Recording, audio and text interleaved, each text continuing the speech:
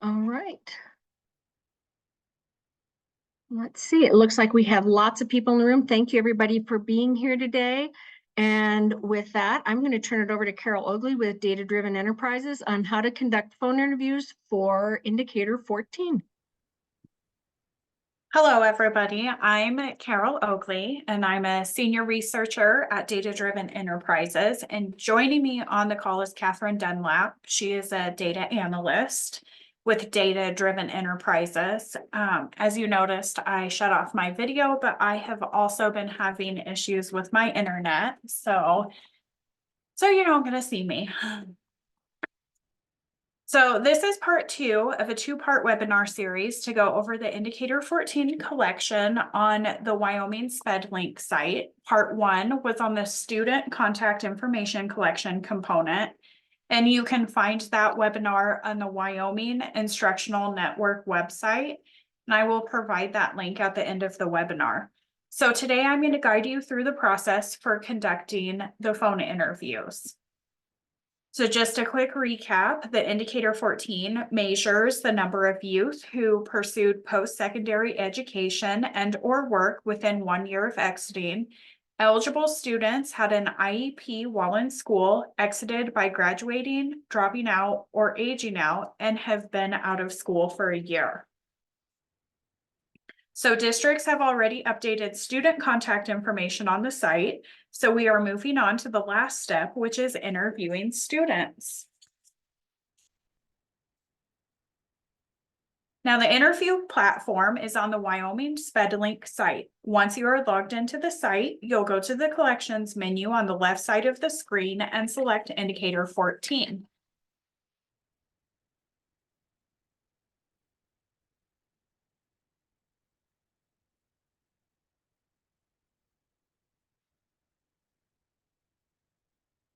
You'll want to make sure that the 2023-24 Indicator 14 option is selected in the collection drop-down menu. This is the same table where you updated student contact information. So to start an interview for a student, you'll click on the edit link in the far left column, and that edit link will take you to the call log. You'll choose a phone number to call and click on the blue interview button at the top of the page, and this will take you to the survey.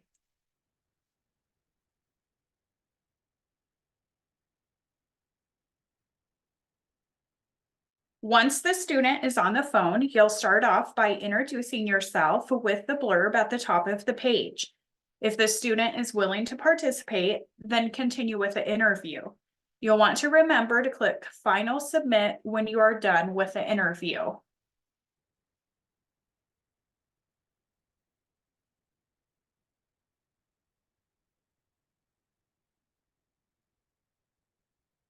Now, if the student answers and says they do not want to participate, then you'll click on the blue call log button at the top of the page. You'll scroll down to the bottom of the call log page and you'll enter a disposition for the student, and you will not want to call that student again. So if the student answers and starts the interview but doesn't have time to finish, then you'll click save at the top of the interview page, and then you can go to the call log and enter a call disposition of mid-interview termination call back, so you know to call back later. If the student answers and starts the interview but doesn't want to finish the interview, then you can choose mid-interview termination, do not call for the disposition. You will not want to call this student again. So you'll click on the All Students blue button in the upper right to go back to the main table and choose a different student to interview. If the student does not answer and it goes to a voicemail, or if the number is disconnected, a wrong number, then you'll click on the call log button and enter a disposition at the bottom of the page and try another phone number for that student. We do recommend attempting to call this student at least 6 times using the available phone numbers.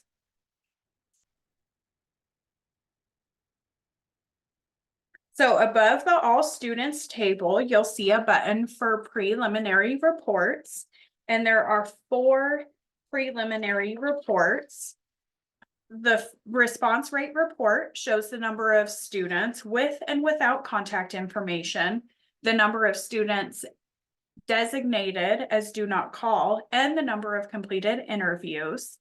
The item frequency report shows the percentage of responses by question for your district. The comments report shows the answers to open-ended questions in the interview. And then there's a measurement report, which shows the response rate and the overall scores for each measurement and measure, but this report will not be available until August.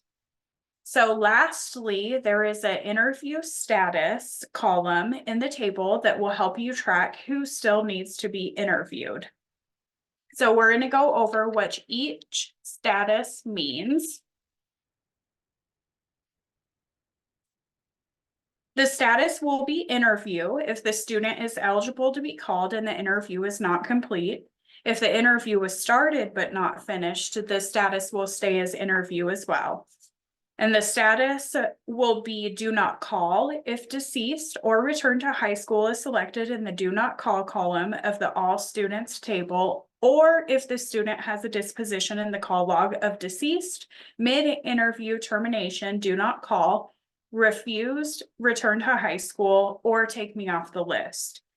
And then there's the status that will be done if the interview has been completed, so no further action is needed for any student with a status of done. Now, what do you do if a respondent doesn't know the answer to a question or refuses to answer a question? You can indicate don't know or refused for most questions, but these responses hurt the score the district and state receives on indicator 14.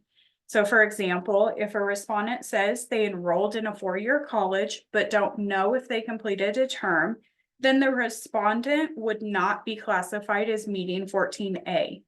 Another example would be if a respondent says they work in an integrated setting, but don't know how many hours they worked in a week or for how many days, then the respondent would not be classified as meeting 14B.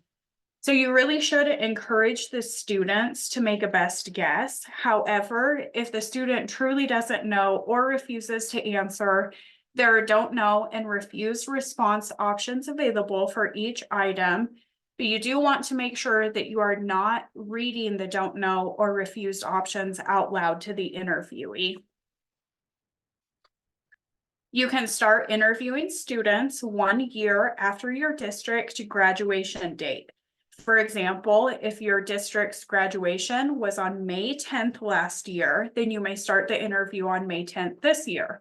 If your district's graduation was on June 1st last year, then you may start the interviews on June 1st this year. And you should be done calling students by July 31st. Now, as I mentioned earlier, you can view the Part 1 webinar on the Wyoming Instructional Network website, and Catherine is going to paste that in the chat box.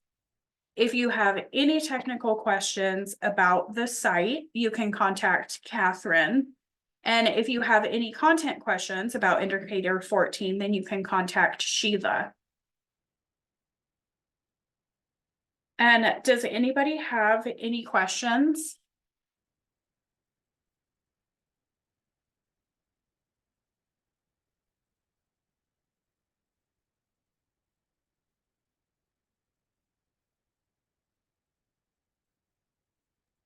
Thanks, Carol.